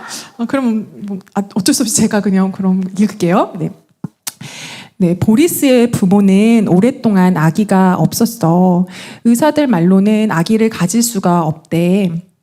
그래서 늪 근처에서 아기를 발견했을 때 마치 하늘이 준 선물 같았어. 아기에게 물고기처럼 비늘이 있다는 것도 알아차리지 못했지.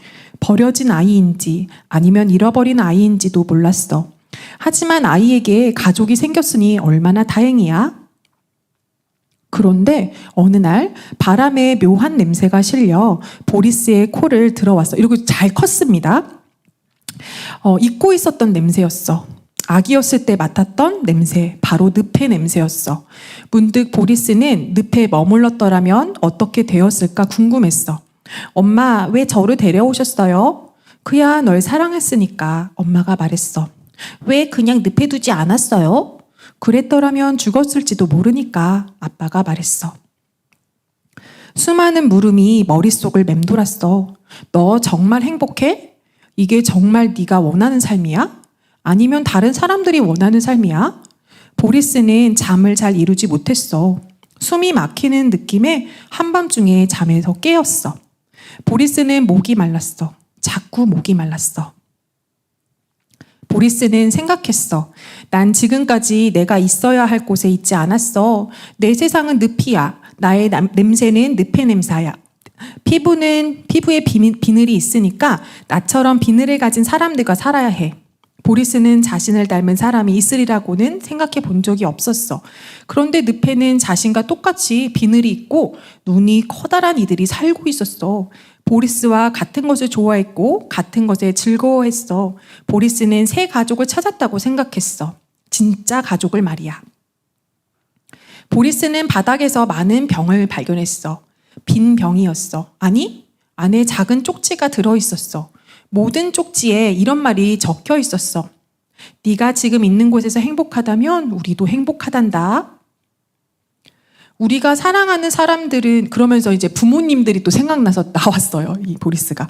우리가 사랑하는 사람들은 우리와 얼마나 비슷할까? 이 질문이 물고기처럼 보리스의 마음을 헤엄쳤어. 보리스의 부모는 비늘이 없었지만 보리스를 사랑했지. 자신들과 닮았든 닮지 않았든 개의치 않았어. 비슷하다고 느끼는 건 사랑하기 때문이 아닐까? 사랑하기 때문에 비슷해지는 게 아닐까? 보리스는 생각에 잠겨 늪에서 나왔어. 잠시 걸음을 멈추고 한 번 더 늪의 냄새를 들이마셨어. 그리고 집을 향해 걷기 시작했어. 네, 이 책은 저희 나라에서도 인기가 굉장히 많은 다비드 칼리라는 작가의 작품입니다. 그래서 우리 아이들 다른 사람을 이해해 있는 모습 그대로를 받아들여야 하면서 그런 목록 안에 포함이 되어서 인기가 굉장히 많은 책이에요. 어른들도 좋아하고 아이들도 많이 읽죠. 근데 첫 느낌이 좀 어떠세요? 색감도 약간 스산하고 그렇죠? 아이가 막 늪에 갔다가 사람이 됐다가 다시 늪으로 왔다가 이제 이런 모습을 보여주는데 여기에는 굉장히 도둑맞은 단어들이 숨어져 있어요. 그래서 이 도둑맞은 단어들을 좀 살펴보면 혹시 나 발견한 것 같다 그러신 분 혹시 있으신가요? 도둑맞은 단어가 있다. 아까 말했던 게이라는 그런 단어처럼 뭔가 내가 생각하는 그 용어와는 다르게 여기서 사용하는 것 같은 그런 게 혹시 찾은 게 있으면 좀 자유롭게 말씀해 주셔도 좋을 것 같아요. 네, 용기를 내서 말씀을. 이렇게 되면 우리 사역자분들은 혹시 한 단어씩.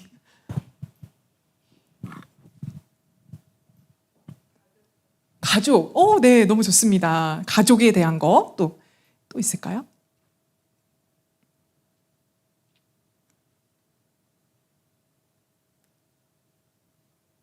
네, 그냥 답을 공개하겠습니다. 네, 행복이란 단어 어떠세요?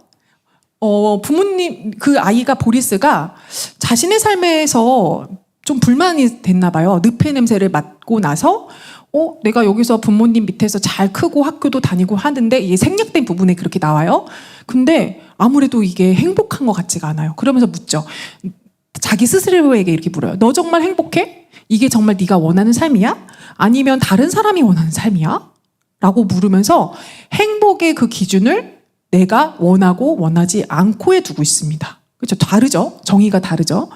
또 사랑이라는 거예요. 사랑은 이 보리스가 생각하기에 우리와 얼마나 비슷할까? 부모는 달랐어. 하지만 부모는 사랑했어. 닮든 닮지 않든 개의치 않았어. 내가 어디 있든 네가 있는 곳에서 사랑하기 때문에 네가 있는 곳에서 행복하면 우리는 행복하다라고 이야기를 하는데요. 그게 벼랑 끝이라면요. 이 아이가 벼랑 끝에 있는데 네가 있는 곳에서 행복하면 우리도 행복해 라고 말한다면요. 이런 걸 사랑이라고 이야기를 하고 있어요. 그럼 성경은 이런 용어에 대해서 뭐라고 얘기할까요? 먼저 행복은 저는 복 있는 사람이 가장 많이 생각이 나더라고요. 복 있는 사람은 악인의 꾀를 따르지 않죠. 그리고 가장 중요한 거는 내 마음에 원하는 대로가 아니라 내 외부에 있는 그 말씀, 율법을 따라가는 삶이에요. 마치 물가에 심겨진 나무와 같은 삶. 그래서 그 물가로부터 충분히 양분을 공급받는 삶. 물가에서 떨어지는 순간 사실 죽어버리죠. 그 나무는. 땅에서부터 떨어지는 순간. 근데 내가 원해서 내가 있는 삶의 터전을 막 떠났는데 그래도 내가 원해서 행복하면 행복한 거예요. 물을 떠난 물고기가 행복하다고 말하는 것과 같은 모습인 거죠. 그리고 또 사랑은 뭐 개의치 않다 이런 얘기가 나오는데 물론 이게 이제 사랑에 대한 얘기가 아니긴 하지만 고린도 후서에는 믿는 자와 함께 멍에를 매지 말라. 그러니까 성경의 관점은 사실 함께 할 수 없는 거예요. 뭐 복음을 전하는 대상으로 사랑하고 섬길 수는 있지만 함께 소가 이렇게 결의를 같이 맺듯이 소와 뭐 다른 거 있잖아요. 그런 얘기가 있었는데 뭐 말과 소를 같이 밭을 갈 수 없는 것처럼 한 목표를 향해서 함께 나아갈 수 없는 것이죠. 그러나 이 부모들은 사랑한다고 하면서 이 아이가 어떻게 되든 어딜 가든 사실 개의치 않는 것. 이걸 사랑이라고 이야기를 합니다. 이게 사실 바로 이 실제로 있는 동물 같더라고요. 양서류인 이 아홀로틀이라는 귀엽게 생긴 귀여운지 징그러운지 모르겠지만 네, 그런 거를 이렇게 사람으로 만들었는데 실제로 이런 거를 실제로 생각하는 사람이 있어요. 혹시 이 드래곤 사람 혹시 기사라든지 믿거나 말거나 뭐 TV에서 나오는 거 보신 적 있으신가요? 그래서 이 사람은 내가 아무래도 이제 뭐 남자야. 그래서 트랜스젠더를 이제 합니다. 다시 여자로 다시 트랜스젠더를 몇 번 거듭한 다음에 아무래도 내 마음의 소리는 나는 사람이 아니래. 그래서 나는 이 파충류다라는 결론에 이르는 거예요. 그래서 엄청나게 수술합니다. 심지어 아이까지 낳았는데 이게 사람으로 있었을 때 그래서 파충류로 된 용으로 되는 이런 수술을 하면서 이마에 뭐를 이렇게 심고요. 이런 튀어나온 것들 다 제거해버리고요. 이 눈 흰자에까지 다 문신을 해버립니다. 그러면서 나는 정말 하나님의 형상으로 창조된 이 사람이 금수의 모습으로 금수의 형상이 되어가는 그런 모습을 보았습니다. 내 마음의 소리를 들었더니 나 좋은 대로 했다가 사람은 이게 극단적인 얘기긴 하지만 이렇게 금수의 형상이 되어버린 어쩌면 가장 비인간적인 모습으로 변해버리는 이런 상황이 되어버리고 맙니다. 이게 심각합니다. 저희 아이들 제가 그림책 연구를 또 하고 있는데 이 나다움 어린이 책익 사업이 2020년 19년 말 이렇게 해서 시작이 됩니다. 즉 나다움을 찾아 이런 거예요. 근데 이것의 핵심 그 기치가 뭐냐면 성인지 감수성, 그 성평등이라는 것이 요즘에 이제 굉장히 핫한 이슈인데 이렇게 꼭 사회에서 이 규정한 우리 한국 사회 통념이 규정한 뭐 분홍색은 여자, 뭐 파랑색은 남자 이런 통념을 좀 깨버리고 정말 네가 무엇인지를 찾아라는 의도인데요. 여기 보면은 그 단어 도둑들이 굉장히 많아요. 긍정하고 다양성. 우리 다양성이라고 하면 하나님이 각기 종류대로 창조하실 때 그 다양성도 있고요. 교회의 몸은 하나인데 지체가 여럿인 다양성이 존재합니다. 하나님의 용어예요. 우리 성경의 용어예요. 하지만 이 다양성이란 말을 이제는 하면은 이런 쪽으로 생각을 하게 됩니다. 그리고 또 자신을 있는 그대로 사랑하는 자기 긍정, 너무 좋은 얘기죠. 또 사회적 약자에 대한 차별과 혐오에서 벗어나, 이런 거 너무 당연하잖아요. 우리 성경의 가르침이잖아요. 근데 이들은 이런 단어를 도둑질해서 자신의 의도를 전하는 데 사용하는 것이죠. 그리고 뭐 다양성, 또 배려하고 이런 단어들이 굉장히 많습니다. 마치 이런 것과 같아요. 아주 쉽게 예를 들면 광화문에 나가보면 정의를 외치는 두 종류의 집단이 있습니다. 한 종류는 정의를 외치는데 태극기를 들고 외치고요.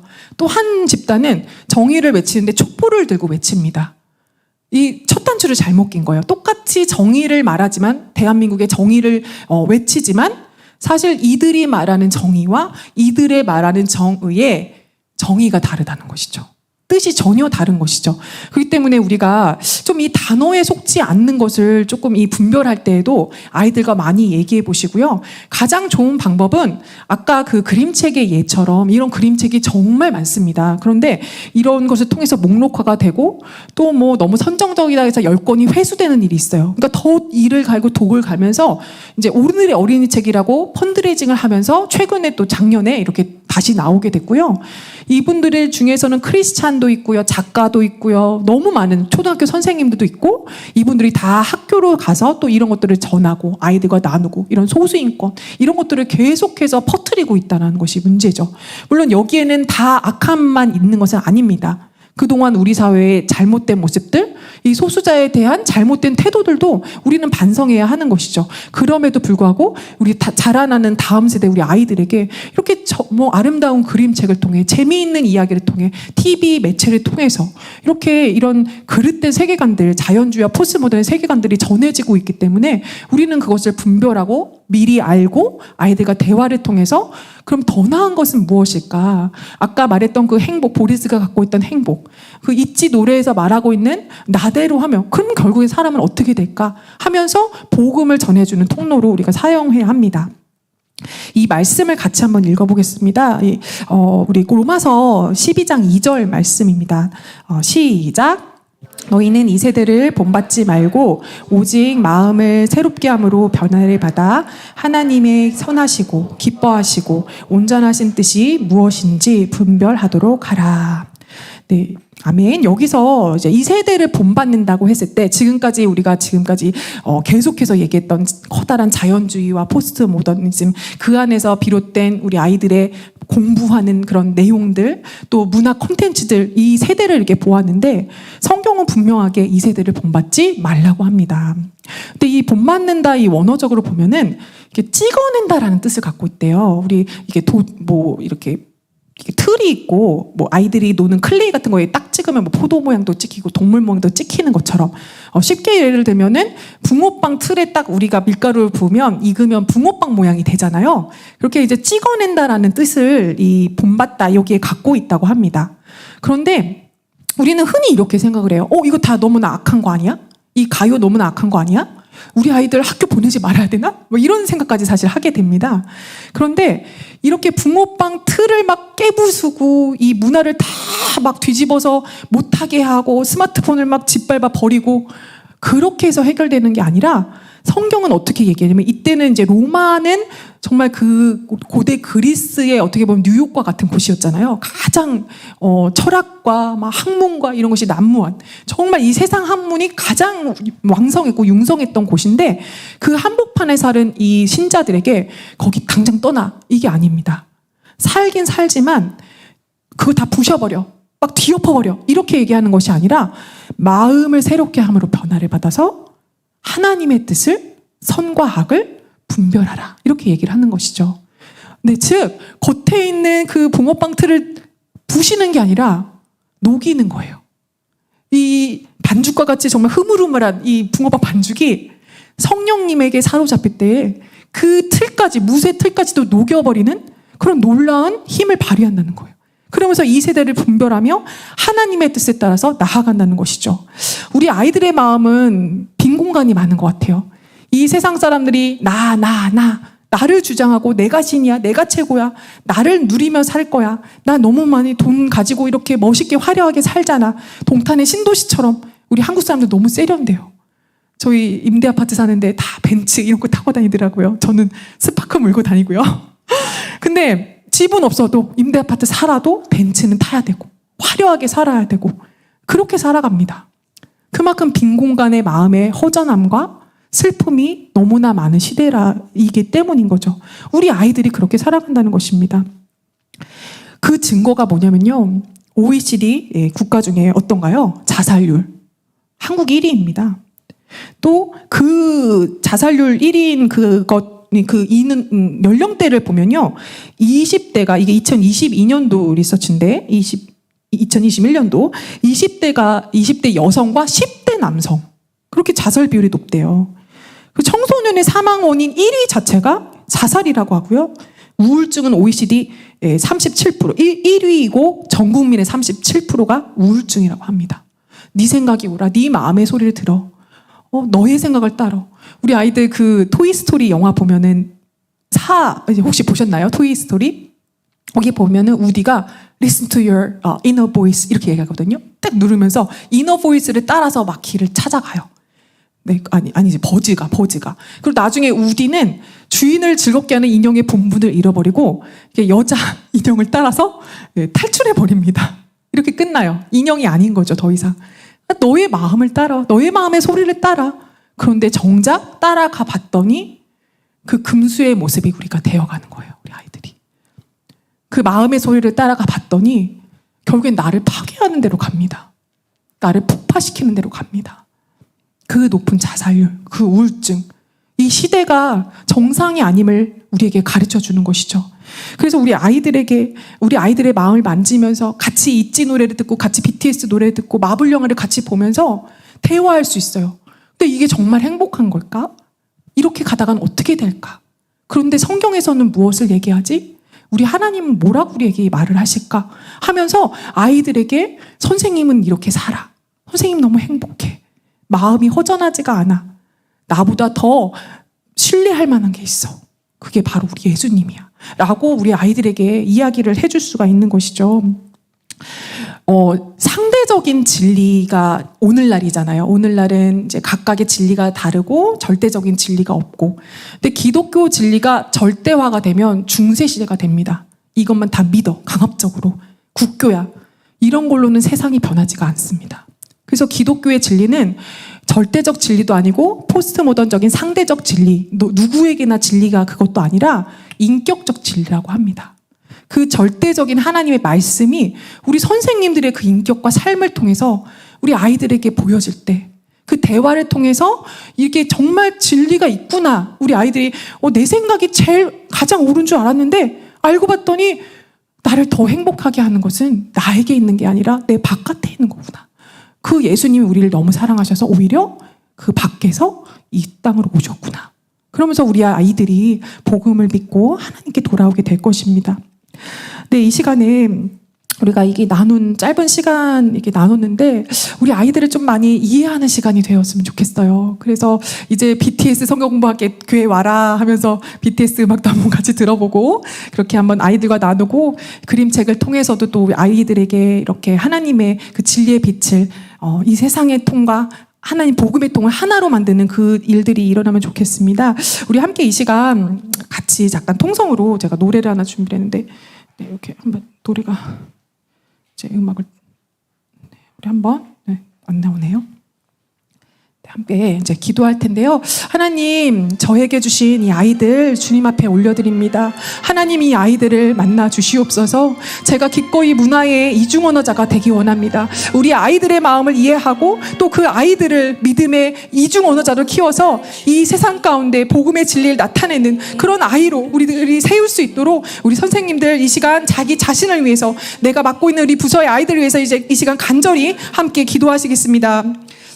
하나님 아버지, 그렇습니다. 우리가 이 시간 나눈 대로 우리 아이들 그 마음의 빈잔을 아버지 찾기 위해 헤매며 하나님 아버지, 정말 이 아이들이 이 세상 문화의 그런 메시지를 분별하지 못하며 정말 대학을 감과 동시에 뿔뿔이 정말 이 복음을, 이 교회를 떠나는 아버지 그런 청소년의 대탈출 아버지 그런 시대를 우리가 살아가고 있습니다. 아버지, 우리조차도 지킬 수 없을 때가 너무 많지만 이 시간 주님의 성령께서 우리의 마음을 변화시켜 주시기를 간절히 구합니다. 우리 마음 가운데 성령의 불이 임하여서 아버지 하나님, 이 무쇠와 같은 붕어빵 틀과 같은 이 세대라는 아버지 그 거친 틀을 아버지 녹여낼 수 있는 아버지 그런 은혜를 부어 주시옵소서. 그리고 우리 아이들에게 아버지 생명보다 귀한 우리 주님을 우리 아이들에게 증거하게 하실 때 아이들의 그런 방식으로 이 세대라는 문화라는 아버지 그러한 문화의 방식을 통하여서 아버지 고리타분한 교회의 아버지 하는 그런 아버지 권위나 그런 말씀이 아니라 정말 아버지 이 진리를 우리의 인격 가운데 녹여내서 우리 아이들에게 증거하는 우리 교사들이 될 수 있도록, 우리 선생님들 될 수 있도록 이 시간 함께하여 주시옵소서.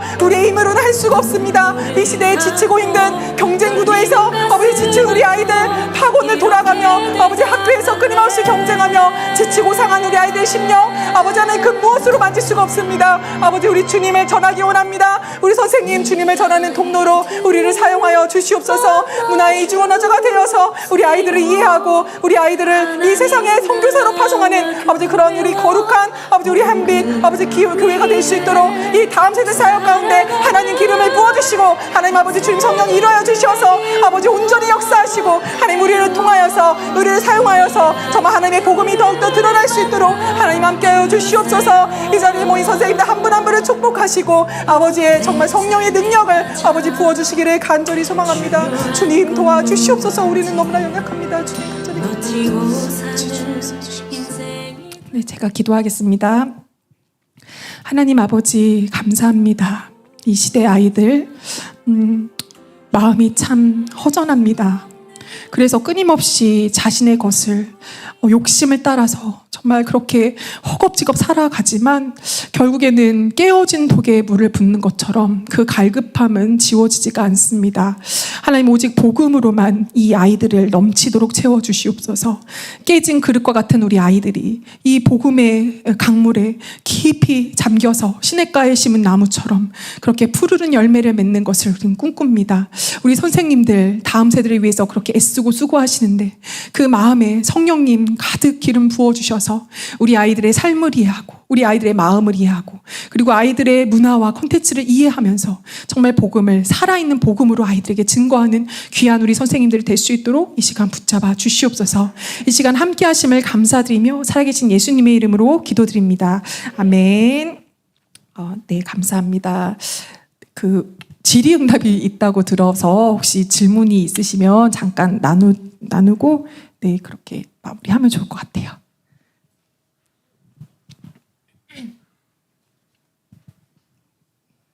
네, 뒤에 계신 분. 네. 마이크가 안 나오는 것 같은데요.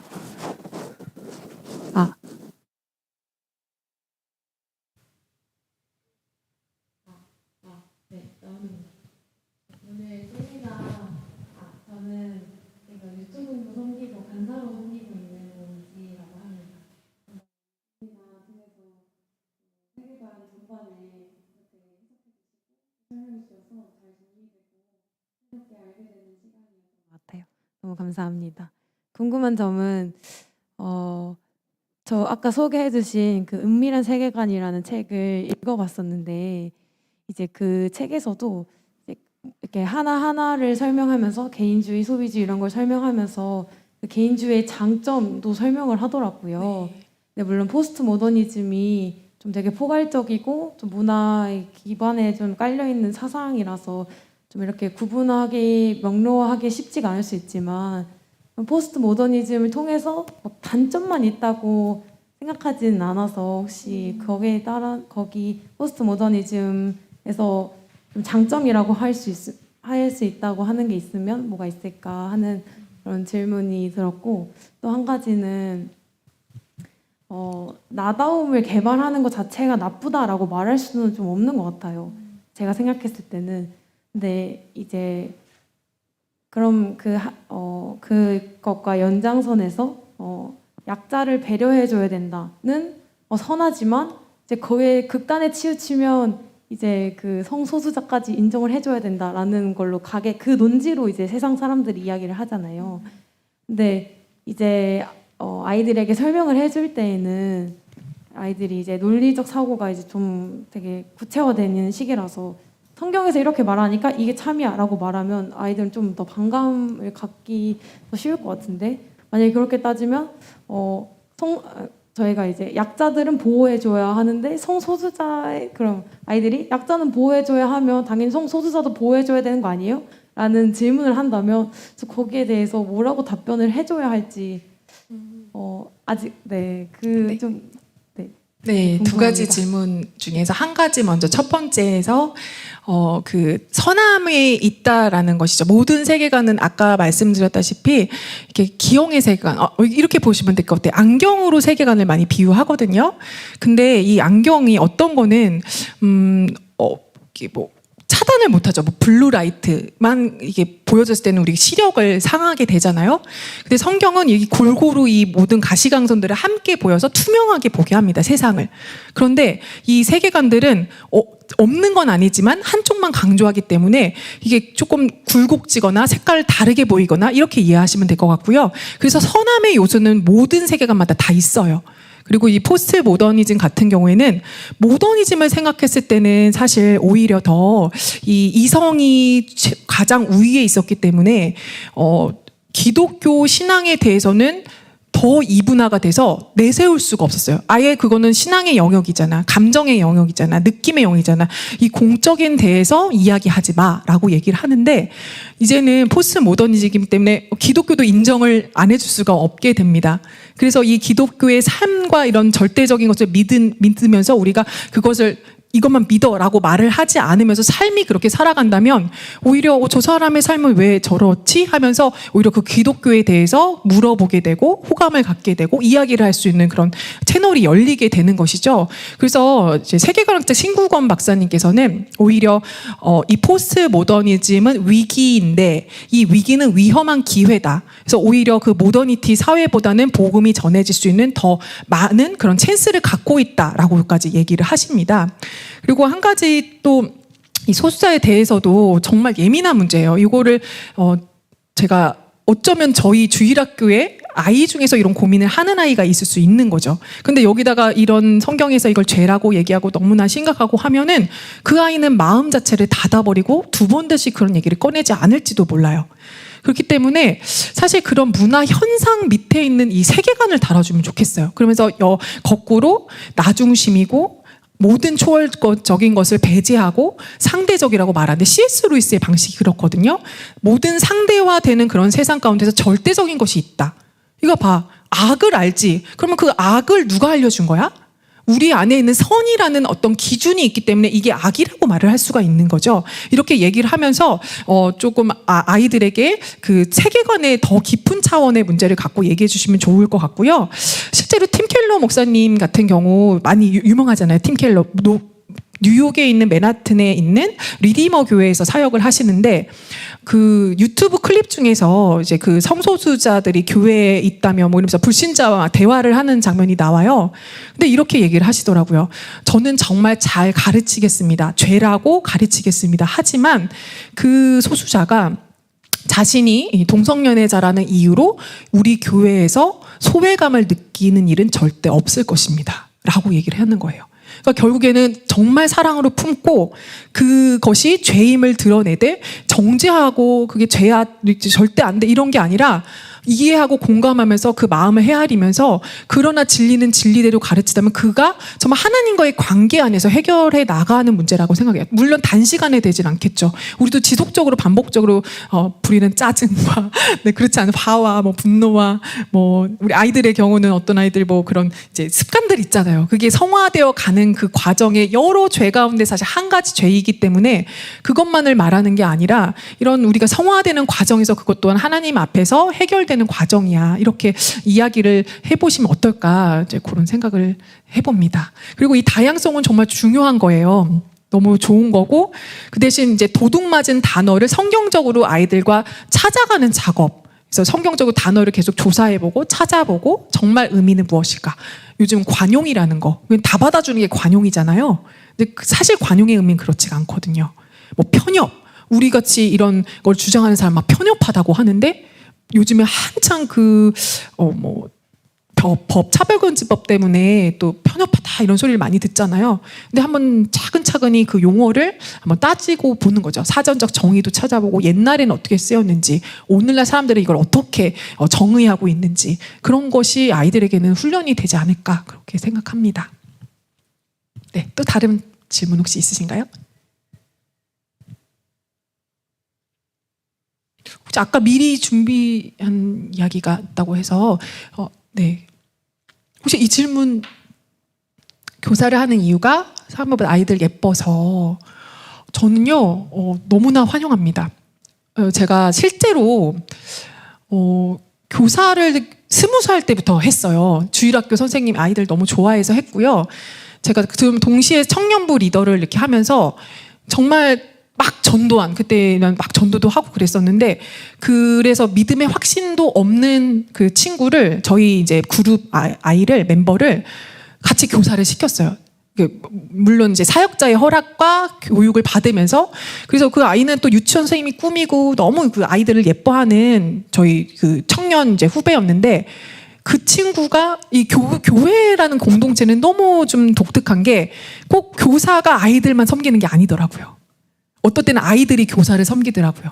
그 모습 그대로 이 친구가 교사를 하면서 아이들을 보면서 변화되어 가고 예수님을 알아가는 걸 봤습니다. 그래서 나중에 정말 신앙을 고백하고 세례까지 받고 이제 그때는 제 옆에서 이렇게 작은 선생님 역할 이렇게 심부름하고 이런 역할을 하다가 나중에 정말 훌륭한 그런 복음을 잘 가르치는 교사로 성장하는 거를 실제로 봤고 이민교회에서 사역을 한번 했었는데 아들 둘의 딸 하나, 연년생 자녀를 둔 아버지였었어요. 그 교사는.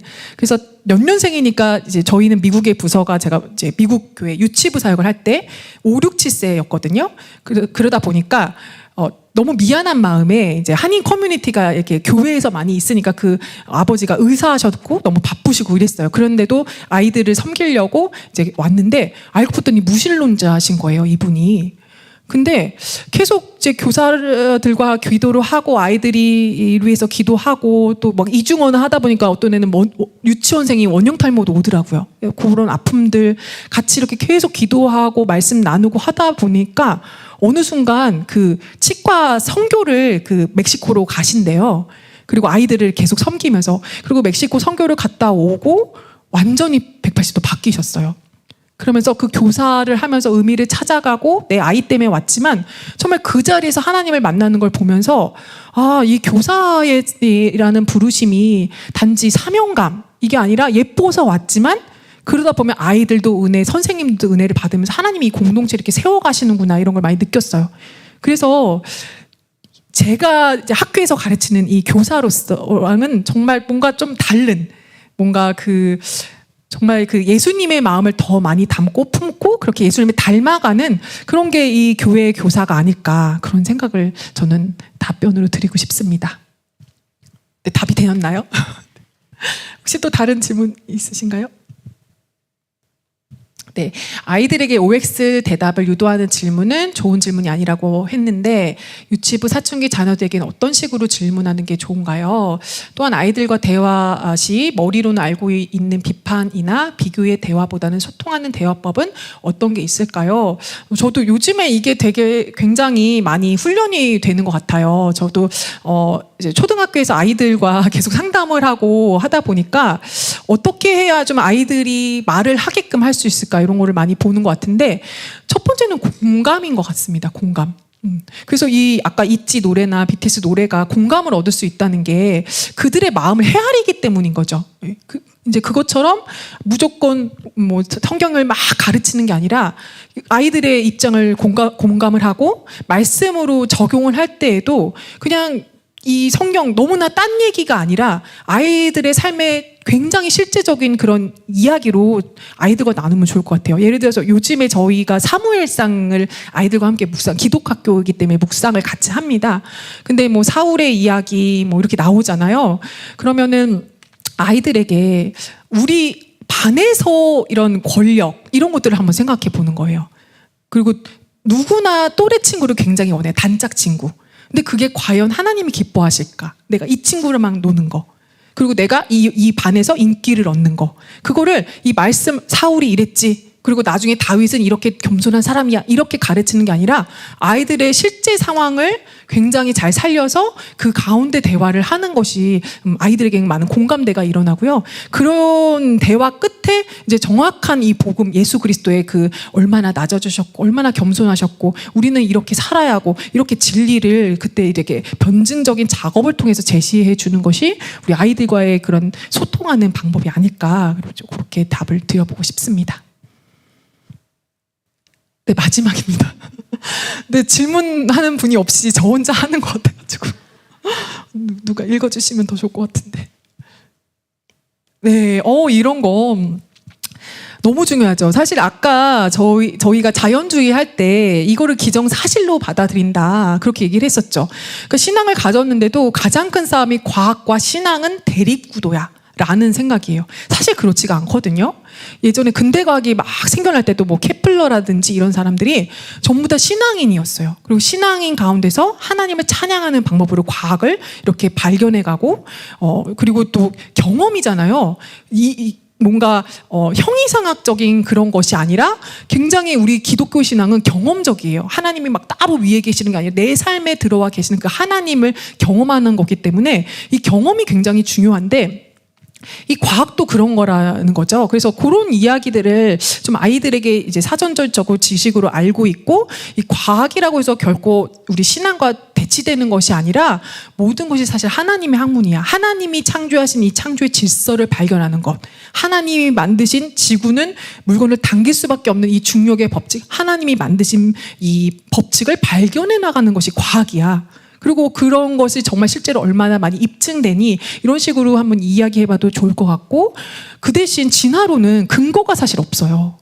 그 인류의 기원에 대해서 뭐 창조론자들, 진화론자들이 많이 다툼을 하는데 사실 창세기가 기록된 목적도 과학책으로 기록된 것은 아닙니다. 그래서 막 억지로 막 창조적인 창조론자들처럼 그렇게 하는 것도 좀 우리 태도가 되지는 말아야 할 것 같고 또 그렇다고 해서 진화론을 무조건 과학적인 팩트다. 사실 믿음이거든요. 그 처음에 그런 진화의 과정을 겪었다는 걸 경험해 본 사람은 아무도 없죠. 근데 과학이 아니라 믿음인데 사람들은 단지 초월적인 하나님의 존재를 인정하고 싶지 않기 때문에 다윈의 이론을 가지고 그 빈 공간, 역사라는 그 빈 공간을 메꾸는 거기 때문에 우리 아이들과 대화를 하면서 그렇게 좀 논리적으로 그것도 사실 믿음이야. 그래서 아까 그 리차드 도킨스는 이제 전투적 무신론자라고도 부릅니다. 과학자이지만. 그래서 어떻게 얘기를 하냐면 나는 광신도는 괜찮아. 그렇지만 나는 이게 교회만 다니는 사람들, 이랬대 저랬다 신앙이 뜨뜻미지근한 자들로 하여금 무신론자를 만들기 위해서 난 이 일을 한다 하면서 2006년에 만들어진 신이라는 그런 기독교에 대해서 완전히 비판하는 그런 무신론 책을 내고 우리나라에서도 베스트셀러 1위 했습니다. 예, 저도 너무나 기억이 나서 이제 그런 거를 나누는데 이제 그런 거 하나하나 절대 모순이 아니다라는 것을 아이들에게 좀 이야기를 많이 해주고 실제로 그런 것들도 뭐 케플러라든지 데카르트도 수학자 겸 철학자셨는데 수를 통해 하나님을 가장 많이 드러낸다라는 말을 한 적이 있어요. 그렇게 좀 역사적인 공부도 좀 열심히 하면서 우리가 아이들과 대화하면 너무 좋을 것 같습니다. 네, 감사합니다.